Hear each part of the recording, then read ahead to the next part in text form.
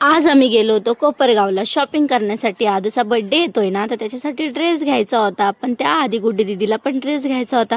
म्हटलं सगळ्यात आधी गुड्डी दीदीचा ड्रेस घेऊयात, कारण की मुलींचा ड्रेस घेण्यासाठी किती टाईम लागतो तुम्हाला तर माहिती. चॉईसच होत नाही मुलींना ड्रेस, हा नको तो नको. त्यामुळे म्हटलं आधी दीदीचा ड्रेस घेऊयात, मग आदूचा ड्रेस घेऊयात. म्हटलं तर आम्ही 2-3 दुकानं फिरलो, पण आम्हाला काही दुकानात आवडलाच नाही ड्रेस. त्याच्यामुळे म्हटलं पायी जाऊ. अजून एक पुढे दुकान आहे, ते चांगलं आहे, तिथे भेटून जाईल जरा चांगला ड्रेस. मग आम्ही चाललो पायी. आम्ही निघालो पुढं आणि आदू राहिला मागं. त्याला म्हटलं चल बाबा पटापट. मग फायनली आम्ही दुकानात आलो आणि गुड्डी दीदीला तिथे ड्रेस आवडला, तर तिने कॉर्ड सेट घेतला, तिला पण आवडला. आम्ही तिथून ड्रेस घेतला आणि निघालो आणि आत्ता आलो आहे आदूचा ड्रेस घेण्यासाठी. तर त्यांना बोललो की उन्हाळ्याचे दिवस आहेत, त्यामुळे आम्ही म्हटलं दुसरा कुठला ड्रेस नको आहे आम्हाला, फॉर्मलच ड्रेस दाखवा म्हटलं, कारण की तो बड्डेच्या नंतर डेली यूज पण करता येऊ शकतो. त्यामुळे मग चाललं होतं आमचं चॉईस करण्याचं काम. त्याच्या वर्षा मावशी पण होत्या, त्या पण बोलत होत्या आदूला हा ड्रेस घे, तो ड्रेस घे, असं आमचं चाललं होतं चॉईस करण्याचं काम. म्हटलं बघू, थोडं निवांत आलं आहे तर जरा छान असे ड्रेस त्याच्यासाठी बघू म्हटलं. फॉर्मल का ना, पण जरा चांगला पाहिजे की नाही बाबा.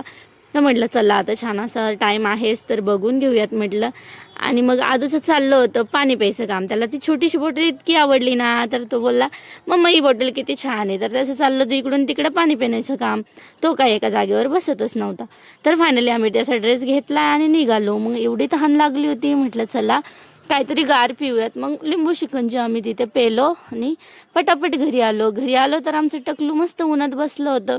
त्याला आम्ही झोपी लावून गेलेलो, पण तो उठला होता आणि उन्हात मस्त वाळूवर जाऊन बसलेला.